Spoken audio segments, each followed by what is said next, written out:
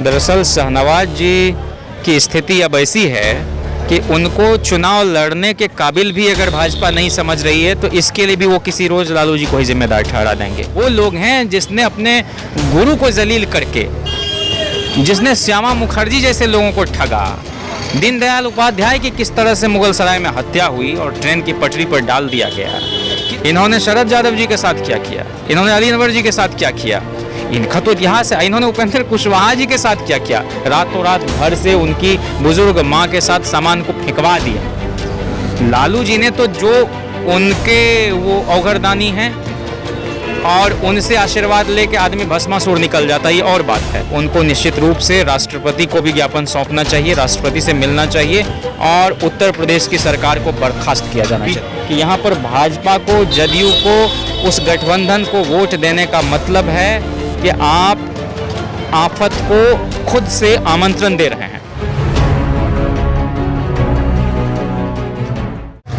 नमस्कार, मैं हूं देव। आप इस समय देख रहे हैं लोकतंत्र टीवी। आपको बता दूं कि पूरे बिहार में जिस तरीके से चुनाव का बिगुल फूंक चुका है, और मैं आपको ये भी बता दूं कि इस समय हमारे साथ मौजूद हैं जेएनयू आरजेडी छात्र युवा नेता।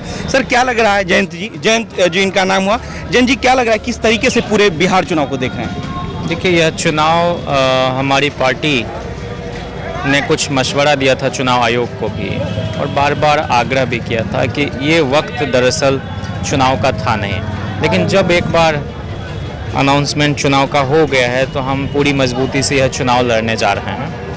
और यह चुनाव सिर्फ हम नहीं लड़ने जा रहे हैं, हमारे नेता नहीं लड़ने जा रहे हैं, बल्कि यह चुनाव बिहार की जनता लड़ने जा रही है। और उस जनता के मन में एक बात है कि नीतीश कुमार 15 साल से 2 साल छोड़ दें तो 20 महीने, तो जिस तरह से, जिस वायदे के साथ वो सत्ता में आए थे, उसमें बुरी तरह से विफल रहे और हर मोर्चे पर विफल रहे। तो इसलिए जनता ऊब चुकी है, जनता के चित्त से भी वो उतर गए हैं।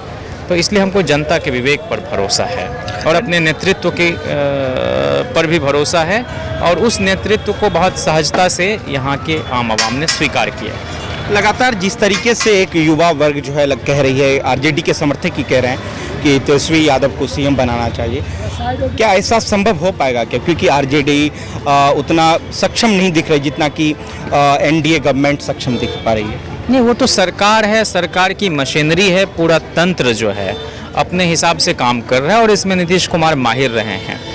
इन किन प्रकार वो कभी मन माफिक ऑफिसर्स की तैनाती, ट्रांसफ़र चुनाव से ठीक पहले, ये सब करके वो एक मैसेज देते हैं और पूरी तरह से उनका शिकंजा कसा हुआ रहता है, कहाँ कैसे मैनिपुलेट करना चीज़ों को। लेकिन जहाँ तक बात है तेजस्वी यादव जी की, तो उन्होंने एक बिग अनाउंसमेंट किया है और जिसको बहुत कायदे से किया जा सकता है कि हम 10 लाख बेरोज़गारों को नौकरी देंगे। अब जिस तरह से टोंट इस तरफ से किया जा रहा है कि वो बेरोज़गार ऐसे पेश किए जा रहे हैं सत्ता पक्ष की ओर से मानो वो अपराधी हों, वो क्रिमिनल हों, उनकी बात नहीं की जाए, उनको नौकरी देने की बात तो दूर, उनको चिढ़ाया जाता है। ये कौन लोग हैं? ये बहुत गरीब गुरबे परिवार के लोग हैं जो एसएससी, रेलवे, बैंक पीओ, इस तरह के बीपीएससी, यूपीएससी इसकी तैयारी करते हैं। और पूरा रोड मैप है कि हम कैसे देंगे रोज़गार। एक तो जितने वैकेंट सीटें हैं उनको भरेंगे, और ज़रूरत जहाँ जहाँ है, जैसे मान लीजिए स्कूल में, कॉलेज, यूनिवर्सिटी में टीचर स्टूडेंट का रेशियो इस तरह से है कि उसमें ठीक से पढ़ाई हो ही नहीं सकती, तो हम नए पोस्ट क्रिएट भी करेंगे।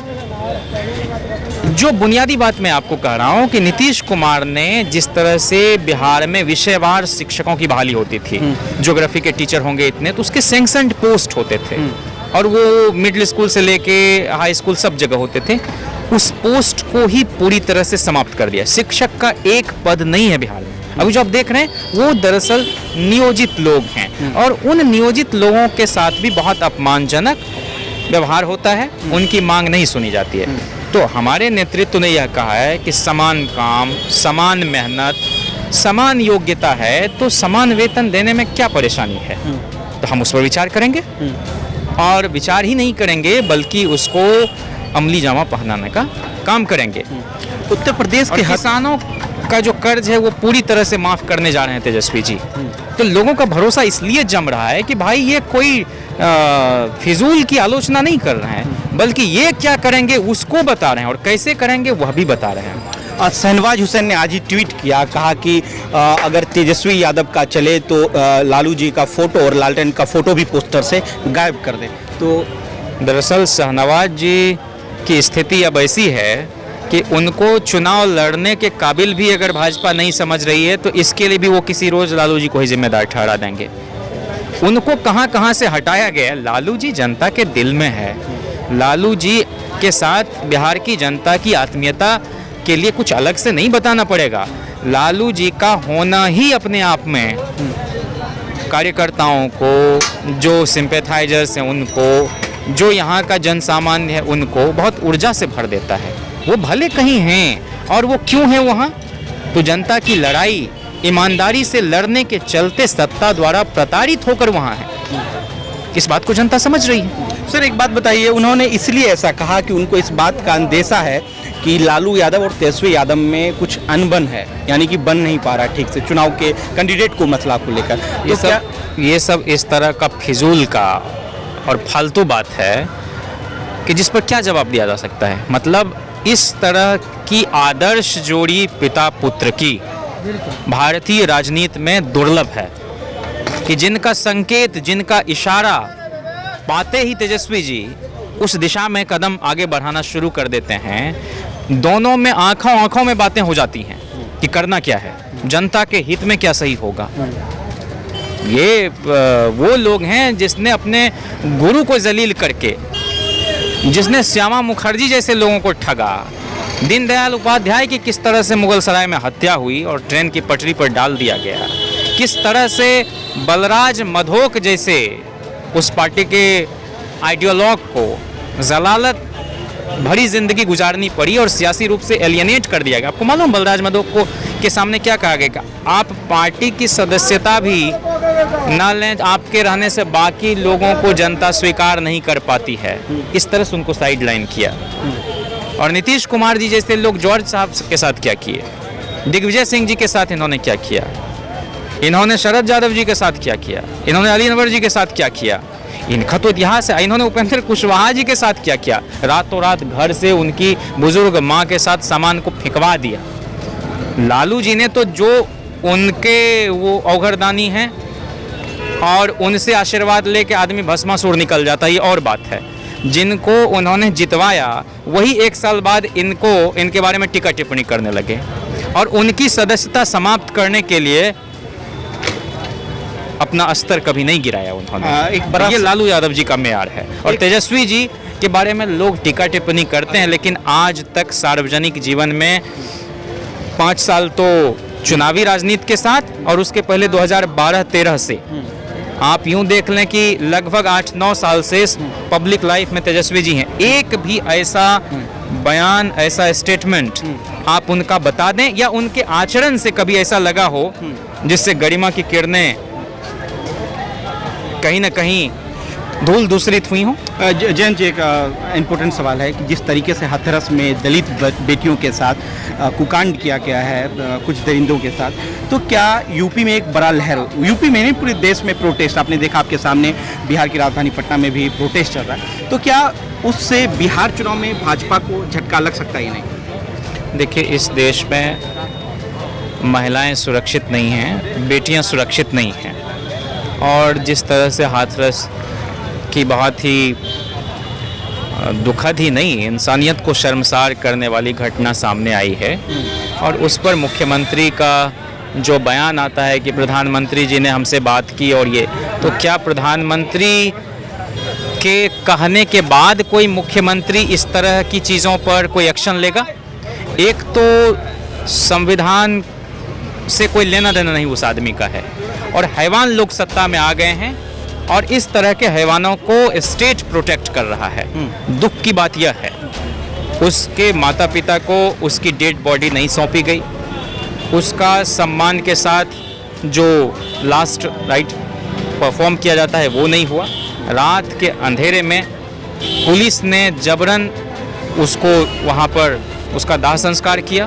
तो ये सब एक सिम्टम है और सिर्फ बयान दे देने भर से स्थितियां नहीं बदलेंगी। हम तो चाहते हैं कि इस देश में जितने भी दल हैं, अगर सच में मानवीयता से कोई लेना देना है तो उनको निश्चित रूप से राष्ट्रपति को भी ज्ञापन सौंपना चाहिए, राष्ट्रपति से मिलना चाहिए और उत्तर प्रदेश की सरकार को बर्खास्त किया जाना चाहिए। बिहार में कितना फर्क पड़ेगा सर? मैं ये बिहार में फ़र्क ये पड़ेगा कि बिहार पॉलिटिकली, मोरली, सोशली बहुत कॉन्शियस स्टेट है और यहाँ लोग देश दुनिया में कोई भी घटना घटती है तो उसको बहुत संजीदगी के साथ देखते हैं और अपने विवेक से फैसला लेते हैं। बिहार की जनता यह जान गई है कि जितने भी मजलूम हैं, जितने भी उपेक्षित और शोषित तबके के लोग हैं, उनकी ज़िंदगी सुरक्षित नहीं है। केंद्र में एनडीए की सरकार जब से आई है, ऐसा नहीं है कि पहले घटनाएं नहीं होती थी, लेकिन उसी निर्भया कांड के बाद किस तरह से सिंगापुर तक इलाज के लिए भेजा गया और मनमोहन सिंह जी से सीधे जवाब तलब किया जाता था और सरकार भी इस बात को लेकर सहमी हुई थी कि पता नहीं कोई ऐसा अनर्थ ना हो जाए, क्योंकि पब्लिक बहुत गुस्से में है। तो बहुत संजीदगी के साथ सरकार उस पूरे चीज़ को बयान क्या देना है, उसका सही से इलाज हो जाए, उसकी जान बचाई जा सके, पूरा तंत्र उसके लिए जुटा हुआ था। इसका बताइए 2 दिन पहले दिल्ली भेजा गया, इसका प्रॉपर इलाज भी, ट्रीटमेंट भी उस लड़की का नहीं हो पाया। तो बिहार में यह लोग जान रहे हैं कि यहाँ पर भाजपा को, जदयू को, उस गठबंधन को वोट देने का मतलब है कि आप आफत को खुद से आमंत्रण दे रहे हैं। आज भी सर 30 लोग बाबरी मस्जिद विध्वंस में 30 लोग बरी, जिसमें लाल कृष्ण आडवाणी, उमा भारती भी मौजूद हैं। कुछ जो माइनॉरिटी के लोग हैं लगातार सवाल उठा रहे हैं इस पर, आप इसको किस तरह से देख पा रहे हैं? नहीं, ये दुर्भाग्यजनक फैसला है। एक तो पहले का जजमेंट भी बहुत कंट्राडिक्टरी था। ठीक है, माननीय उच्चतम न्यायालय का सम्मान है, लेकिन जिस तरह से लोग बयान दे रहे हैं, अब देखिए वो प्रज्ञा ठाकुर है, बोल रहे कि हाँ हमको गर्व है, हम गए थे वहाँ मंदिर निर्माण के लिए, कार सेवा हुई थी, और आज बोला जा रहा है कि नहीं, इन लोगों का कोई हाथ नहीं था, उनको बरी कर दिया गया है।